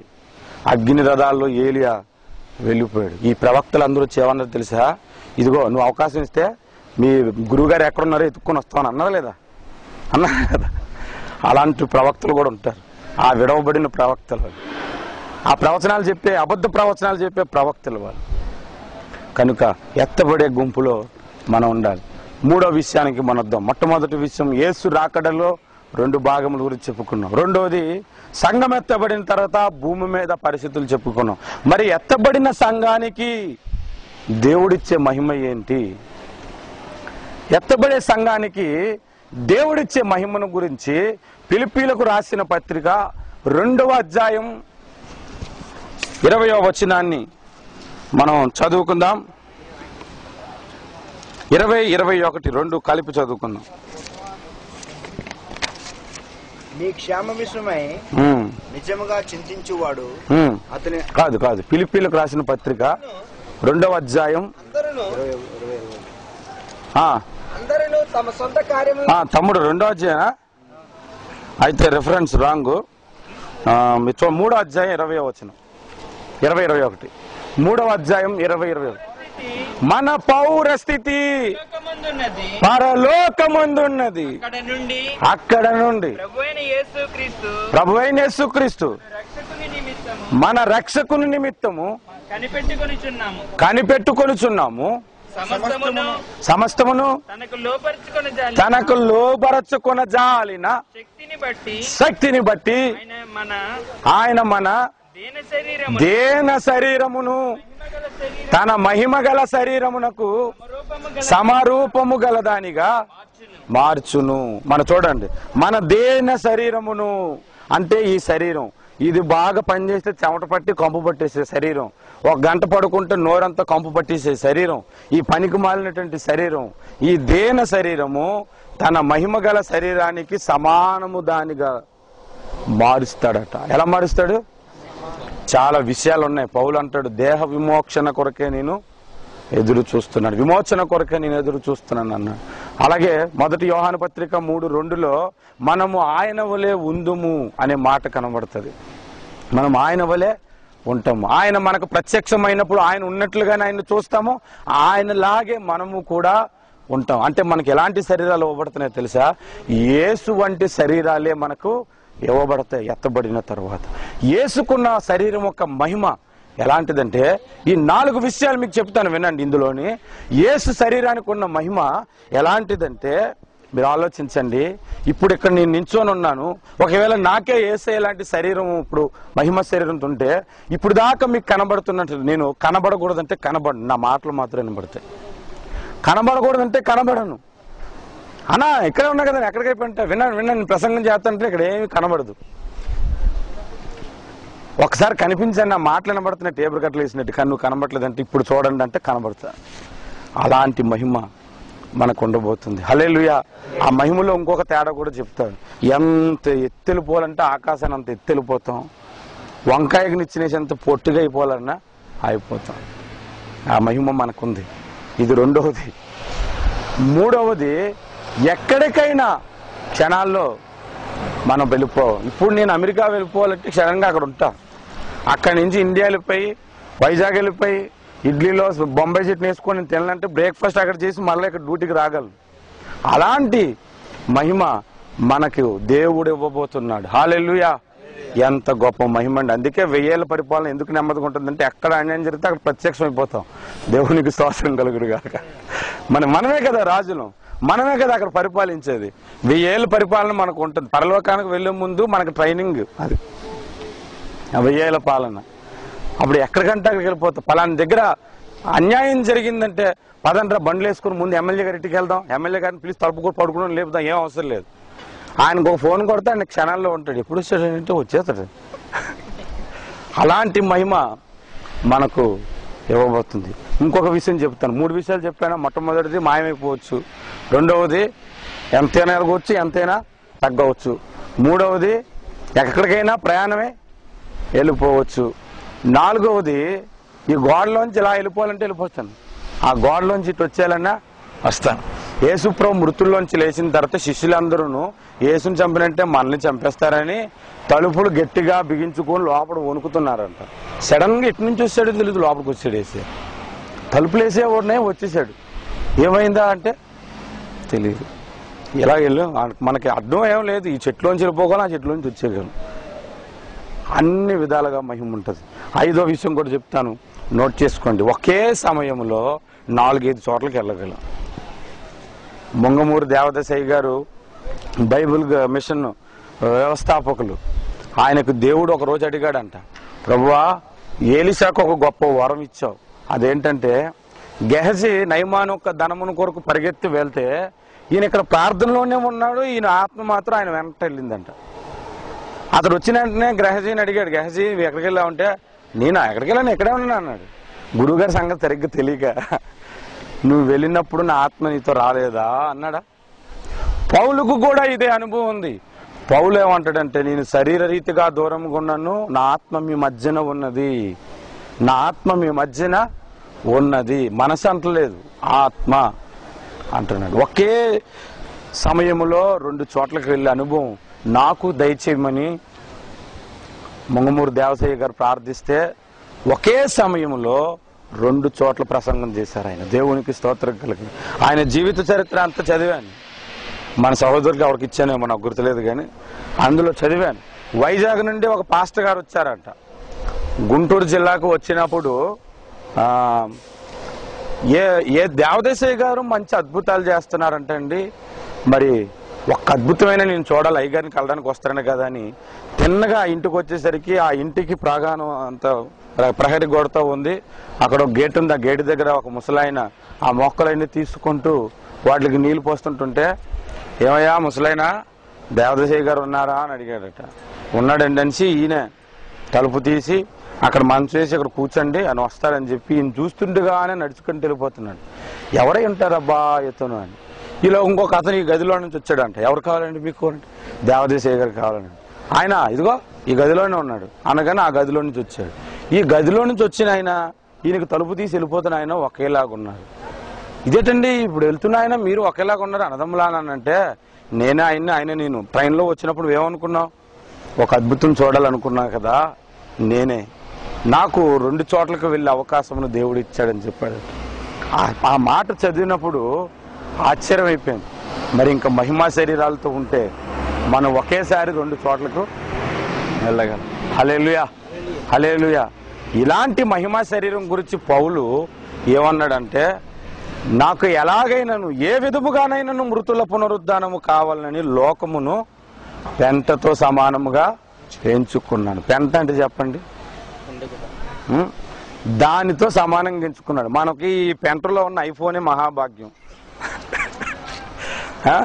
మనకి పెంటలో ఉన్న టీవీయే మహాభాగ్యం. మళ్ళీ ఇక్కడికి వచ్చి ఇది నా భాగ్యము అని పాటలు మనం బాగానే పడుతుంది. లోకం అంటే మళ్ళీ విడిచిపెట్టాం. ఒక ఉపమానం చెప్తాను వినండి. ఒకడట నూతులోని ఆత్మహత్య చేసుకుని గెంతేశాడట. ఆ దారిలో వెళ్ళిపోతున్నాడు, అరే నూతిలో గెంతేశాడని ఆ చుట్టుపక్కల అందరిని పిలిచి ఆ కిందన కొట్టుకుంటుంటే వెంటనే ఒక తాడు వేసారు. బాబాయ్ తాడు పట్టుకోరా అని. ఆ తాడు పట్టుకుంటే ఇతను లాగలేకపోతుంటే ఆ పక్కన 4 పిలిస్తే 4, 5 వచ్చి లాగలేకపోతున్నారు వాడిని. లాగలేకపోతుంటే మనిషి ఏమో బక్కగా ఉన్నాడు, కింద పడ్డాడు. ఈయన్ని మనం లాగలేకపోతున్నాం ఏట్రా అని ఒకడు వెళ్ళి చూస్తే ఆడు ఒక చేత్తో తాడును ఒక చేత్తో రాయిని గట్టి పట్టుకున్నాడట. పట్టుకుంటారే ఆ రాయి ఎందుకు పట్టుకున్నామంటే, నేను లోపల పడినప్పుడు ఈ రాయి నన్ను రక్షించింది, దీన్ని మాత్రం వదలనంటాడు. అక్కడే ఉంటారు. అయితే కొంతమంది లోకాన్ని వదలరు, యేసుని వదలరు. ఒకసారి ఒక పాస్టర్ గారు ఒక ఉపమానం చెప్పారు, అది కూడా చెప్తాను, మీరు వినండి. ఒక అతను సువార్త చెప్పడానికి ఒక ఊరు దాటి ఇంకో ఊరు వెళ్ళాడంట. మధ్యలో అరణ్యం ఉంది. ఆ ఊరిలోనికి వెళ్ళిన తర్వాత చీకటి అయిపోయే లోపు మరలా ఈయన తిరిగి స్వగ్రామానికి రావాలి. ఈలోగా చీకటి అయిపోయింది, అరణ్యం. పాటలు పాడుకుంటూ వస్తున్నాడంట. ఎక్కడేమో పాములు వస్తాయో ఏ పులులు వస్తాయని. ఈలోగా ప్రభువా నీవే నా కాపురం అని పాట పాడుకుంటూ వస్తుంటే మధ్యలో సింహం గర్జన చేస్తూ కనిపించిందంట. కనిపించగానమ్మా అయిపోయిందిరా బాబు అనుకున్నాను. ఇలా కొద్దిసేపు చూసాడంట. ఇలా ఒక స్టెప్ వేయగానే ఇంకేనా దేవునికి స్తోత్రం అనుకుని పరిగెత్తాడట. పరిగెత్తగానే ఇంకే సింహం వెనక పరిగెత్తి వెళ్ళి చూసుకోకుండా ఒక పెద్ద లోయలోనికి పడిపోబోతూ ఒక కొమ్మను పట్టుకొని ఏలబడుతున్నాడంట. వదిలితే లోయ, పైకి వస్తే సింహం. ఏం చేయాలి? ప్రభువా నాకు సహాయం చేయంటే దేవుడు ఆకాశం నుంచి మాట్లాడుతుంటాడు, నా కుమారుడు అని వదిలే నేను పట్టుకుంటానని. అమ్మా నేను వదిలితే పడిపోను, అయితే పైకి వచ్చానట. పైకి వస్తే మరి సింహం తిందు. అప్పుడు ఏం చేయాలి చెప్పండి? దేవుడు చెప్పినట్టు చెయ్యాలి. వదిలేస్తే ఆయన పట్టుకుంటాడు. అదే విశ్వాసం. ఆ మాత్రం విశ్వాసం లేని దానికి, అన్ని నువ్వు ఆలోచించుకున్న దానికి మరి విశ్వాసం ఎక్కడ ఉంటుంది నీకు? అలాంటి విశ్వాసలే యేసు రాకడలో ఎత్తబడతారు. బైబిల్లో మీకు వచనం చూపించిన లోకా సువార్త 18వ అధ్యాయం 8వ వచనంలో యేసు ప్రభు మాట్లాడుతూ ఒక ఉపమానం చెప్పారు. అక్కడ ఒక ఉపమానం ఏం చెప్పారంటే, మీరు విసుకక ప్రార్థన చేయటకు ఆయన ఉపమానం చెప్పాను. ఒక పేద విధవరాలు ఉంది, అన్యాయస్తుడు వాని దగ్గరికి వెళ్ళి ప్రతిరోజు అడుగుతుందంట, నాకు సహాయం చేయండి. ఆ అన్యాయస్తుడు ఎవరంటే దేవునికి భయపడ్డు, మనుషులకి లెక్క చేయడు, ఎవరికి ఉపయోగం లేడు, అంత పొగరబోతూ న్యాయాధిపతి. అక్కడికి వెళ్ళి మాటికి అడుగుతుందంట, నాకు సహాయం చేయండి అని. అప్పుడు అతడు అనుకున్నాడంట, ఏమనుకున్నాడంటే, ఇన్ని రోజులు నా దగ్గరకు వస్తుంది, ఒకసారి ఈమెకు సహాయం చేద్దాం అనుకున్నాడంట. ఆ అన్యాయస్తుడైన న్యాయాధిపతి అనుకున్న మాటను మీరు ఆలోచించండి అన్నాడు. అన్యాయస్తుడైన వాడే నీకు సహాయం చేయాలనుకుంటే మరి న్యాయవంతుడైన దేవుడు నీకు త్వరగా సహాయం చేయనని చెబుతూ 8వ వచనంలో ఒక మాట అంటాడు చూడండి. ఆయన వారికి త్వరగా న్యాయము తీర్చును, ఆ వారి విషయమే కదా ఆ ఆయన దీర్ఘశాంతము చూపుతున్నాడని. తర్వాత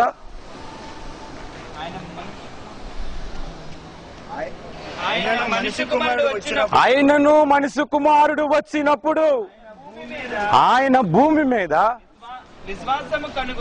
విశ్వాసము కనుగొనునా అన్నాడు. ఆయనకి కావాల్సిందంటే విశ్వాసం. ఈ విశ్వాసం నువ్వు కోల్పోతే రాకడలో ఎత్తబడో ఈ మహిమ శరీరాన్ని నువ్వు పొందుకోవు. హల్లెలూయా, హల్లెలూయా.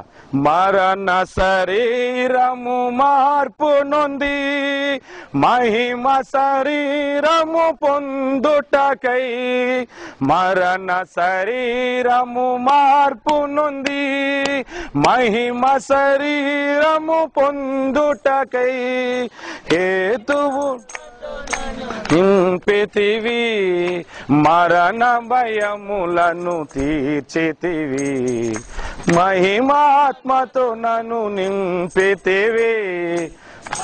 అదే మహిమ శరీరాలతో ఉంటే ఎలా పాడడం తెలుసా మనం? చాలా ఉద్యోగంగా పాడుతాం. హల్లెలూయా.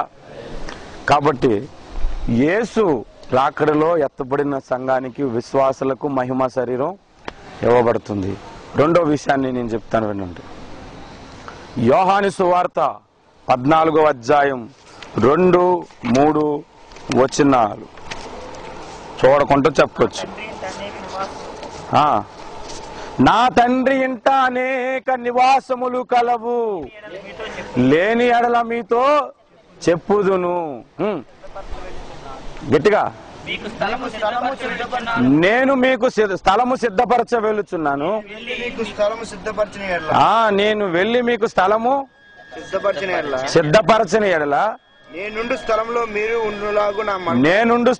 మీరు ఉండులాగున మరలా వచ్చి మీ వద్దకు వస్తును. చాలే, కష్టపడ్డాం కదా. ఇప్పుడు అసలు సంగతి చెప్తా.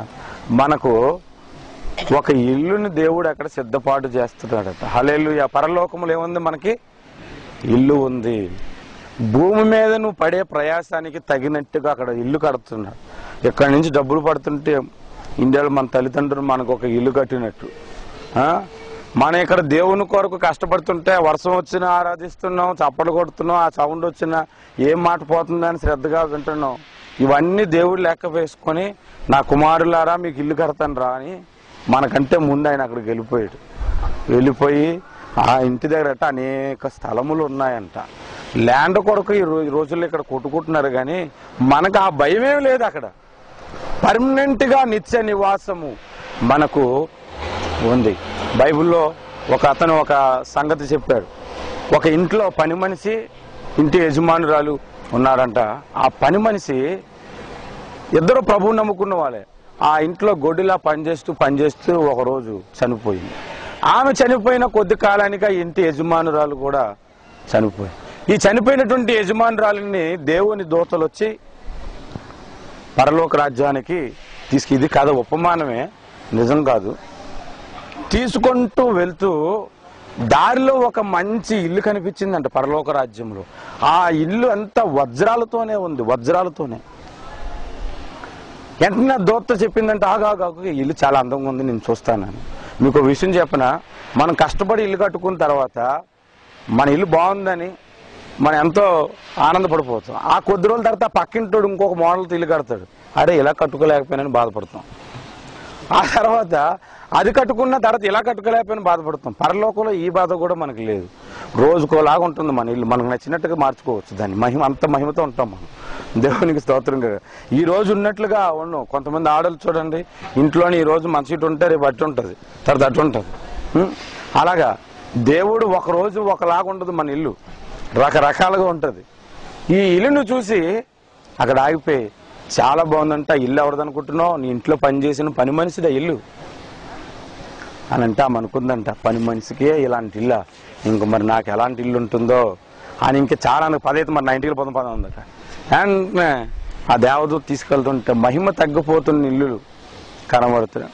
అంతా బంగారంతోనే ఉంది కానీ వజ్రాలు లేవు, రత్నాలు లేవు, కిరీటాలు లేవు. అది చూపించింది. బ్రునాయి రాజుకి అంతా ట్యాపేనండి, బంగారం కూడా ట్యాపేనండి, బోర్డు. అసలు బ్రునాయి రాజుకి మనకే ఉంటాయి అవి, దేవునికి స్తోత్రం కలుగుడు. బ్రునాయి రాజుల కంటే పెద్ద రాజులు మనం. హల్లెలూయా. అక్కడికి వెళ్ళిన తర్వాత దేవదూతను అన్నదంటామే, నా పని మనిషికి ఏమో వజ్రాలు ఇల్లు ఇస్తావా, నాకేమో ఇల్లు ఇస్తావా అంటే దేవదూత చెప్పిందంటమ్మా, నువ్వేమో ఒక రోజు ప్రార్థనకు వస్తే రెండో రోజు సీరియల్ చూసుకొని ఉండిపోతావు, ఒక రోజు ప్రార్థన చేస్తే రెండో రోజు మర్చిపోతావు, ఒక రోజు హల్లెలూయా అంటే ఒక రోజు ఎందుకు పెట్టుకుంటావు, మొహం అదొకలా పెట్టుకుని కూర్చుంటావు. నీ భక్తి ఏమో సగం సగం భక్తి, వద్దు వద్దు వద్దు వద్దు వద్దు వద్దు అన్నట్టుగా ఆ భక్తి ఉంది నీ భక్తి. మరి నీకు ఈ ఇల్లు ఇవ్వకపోతే ఆ ఇల్లు ఇస్తారా? ఆమె నీ ఇంట్లో గొడ్డులా పనిచేసినా ప్రార్థన మానలేదు, నీ ఇంట్లో గొడ్డులా చాకరీ చేసినా దేవుని సన్నిధి మానలేదు, అందుకే నాకు ఆ ఇల్లు ఇచ్చే అని చెప్తాడు. అందుకే ఇప్పుడే కష్టపడదాం, కాస్త యవ్వనులు ఉన్నప్పుడే దేవుని కొరకు ప్రయాసపడదాం. వచ్చాను వెళ్ళిపోయాను అనుకుంటే దేవుడు రారా, అక్కడే ఉండి నీకు ఏ మహిమ లేకుండా చప్పగా ఉంటుంది అక్కడ. అలా కాకుండా మంచి స్థితిలో మనం ఉండాలి. మీరు బైబిల్లోంచి ఒక వచనాన్ని తీసి చూడండి. కొరింథీయులకు రాసిన 2వ పత్రిక 5వ అధ్యాయం 1వ వచనంలో ఏమనుందో. కొరింథీయులకు రాసిన 2వ పత్రిక 5వ అధ్యాయం 1వ వచనంలో, భూమి మీద మన గుడారమైన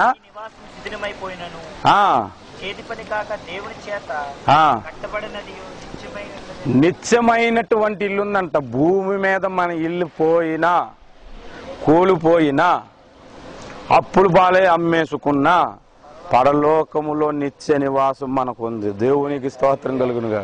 హల్లెలూయా. దాని కొరకు కావాలి. అందుకే ఆస్తి అక్కడ కూడబెట్టుకోమని యేసు ప్రభు చెప్పాడు. భూమి మీద మీరు పెట్టుకుంటే బ్యాంకుకే గ్యారంటీ లేదు. పరలోకముల ఆస్తిని సమకూర్చుకోండి, అక్కడ దొంగరాడు, తుప్పు పట్టదు, చిరిగిపోవా నోట్లు. అంటే నోట్లు ఉంటాయని అనుకోకండి, అక్కడ ధనం గురించి నేను ఒకసారి చెప్పా. బైబుల్లో అక్కడ ఎలా ఉంటుంది, సత్యమైన ధనము, నిత్యమైన ధనము అని. అక్కడ మనం డబ్బులు దాచుకోండి. మరి హెవెన్లీ ఇది ఒకటి ఉంటుంది, వెస్ట్రన్ యూనియన్ అని ఒకటి ఉంది కదా, హెవెన్లీ మనీ సెండింగ్ ఒకటి ఉంది. అదేంటి తెలుసా, మన దగ్గర ఉన్నటువంటి రూపాయి తీసి ఈ పేదవాడు కదా అని వేసేస్తే దేవుడు ఓహో రూపాయి వేసావా అని పరలోకల అకౌంట్లో పెట్టుకుంటాడు.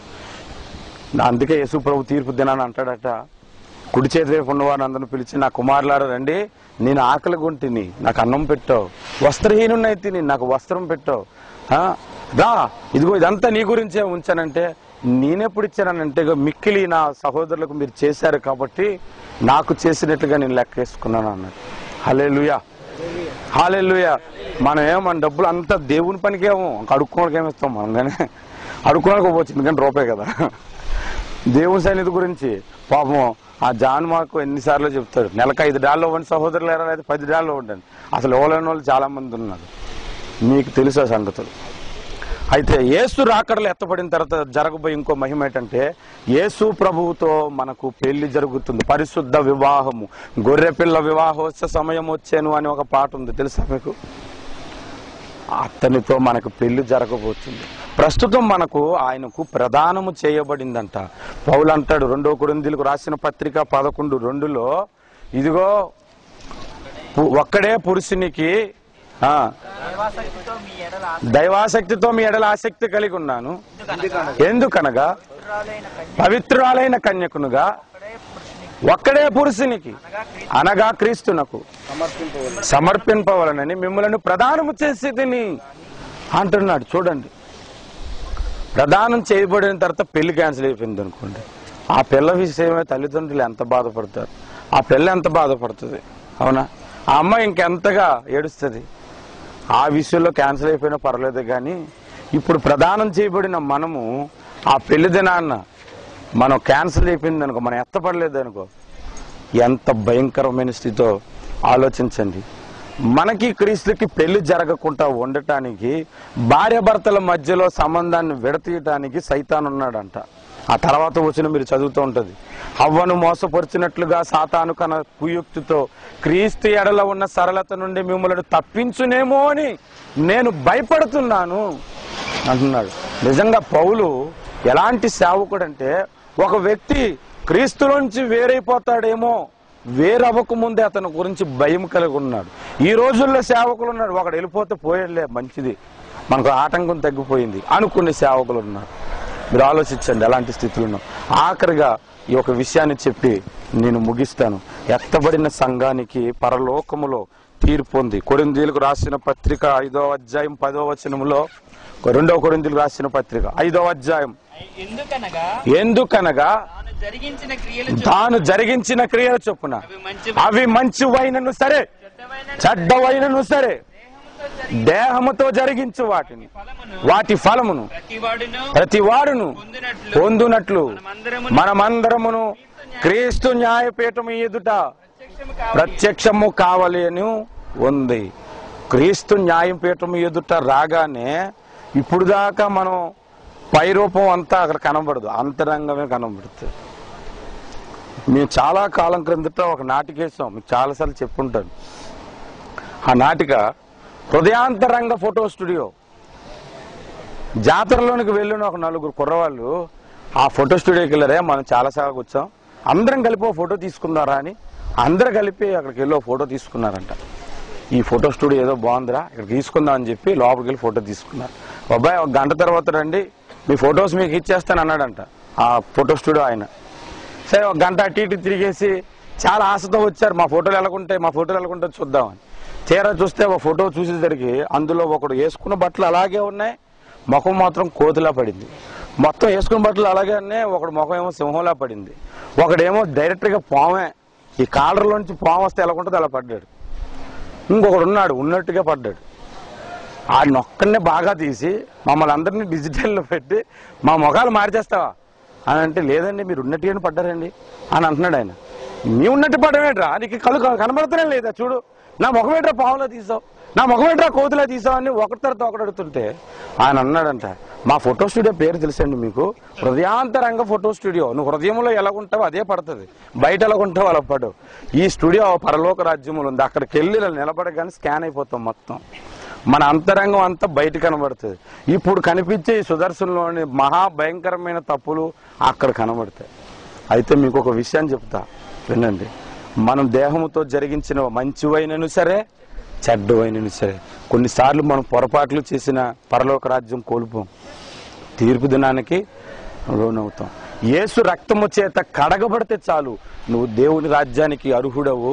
ఆ రక్త ప్రోక్షణలోనే ఎల్లప్పుడూ ఉండటానికి నువ్వు ఇష్టపడి, నువ్వు తప్పు చేసినప్పుడల్లా పాపం ఒప్పుకుంటూ ప్రభు బలలో పాల్గొంటూ ఉంటే దేవుడి రాజ్యానికి వస్తావు. ఈ భూమి మీద ప్రతి మనిషిని కూడా ఏదో విషయంలో పొరపాట్లు చేస్తూనే ఉంటాడు. పౌలుకే సాధ్యపడలేదు. కనుక మనం శ్రద్ధ కలిగి దేవుని కొరకు కలిగి ఉందాం, భయంతో ఉందాం. అక్కడికి వచ్చినప్పుడు ఆ తీర్పు దినాన్న ఆ తీర్పులో మనకు ఉంటాయి కదా మనం మాట్లాడే మాటలు. ఇప్పుడుందా మనం పాట పాడుకున్నట్లుగానే ఇక్కడ పరిశుద్ధమైన మాటలు, డ్యూటీలకు వెళ్తే ఎలాంటి మాటలు నువ్వు ఇవన్నీ రికార్డ్ అవుతాయి. మీరు ఆలోచించండి. ఒకసారి ఒక సహోదరుడిని నేను డాక్ బాటంలో కలుసుకున్నాను, షిప్ యార్డ్లో, షిప్ కిందన ఆ డాక్ బాటంలో.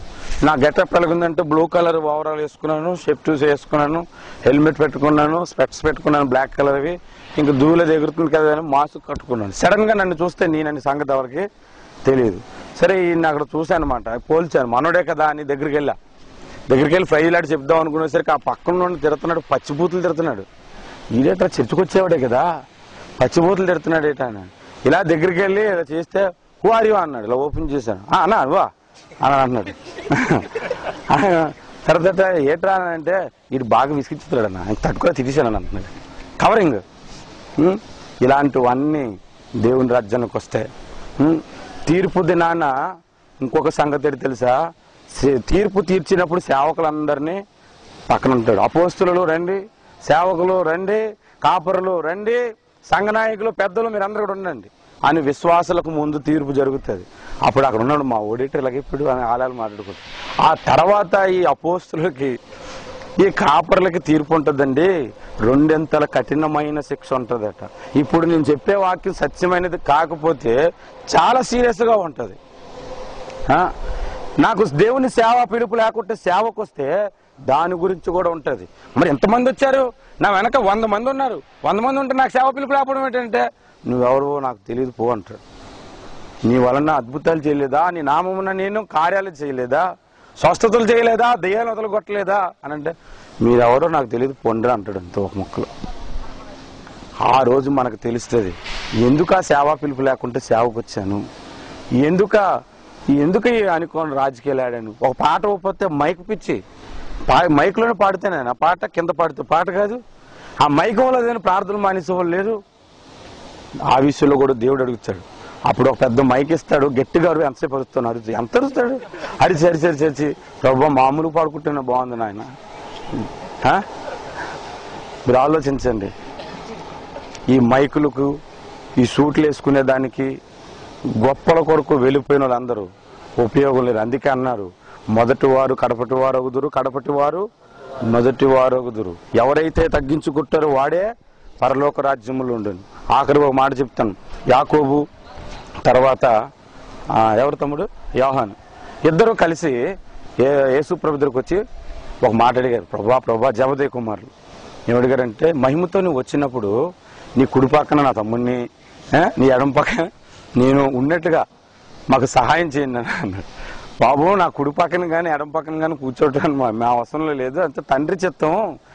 ఎవరైనా గొప్పవాడిగా ఉండాలంటే వాడు అందరికీ దాసుడై ఉండాలి, వాడు అందరికీ పరిచర్య చేయువాడై ఉండాలి. ఇప్పుడంతా పరిచర్య చేయించుకున్నవారు ఎక్కువ. మన ప్రభువు పరిచర్య చేయటానికి వచ్చాను, పరిచర్య చేయించుకోవటానికి నేను రాలేదని ఆయన అంటే, మనోళ్ళు ఎందుకు వచ్చారంటే పరిచర్య చేయించుకున్నటకు వచ్చారు, పరిచర్య చేయటానికి రాలేదు.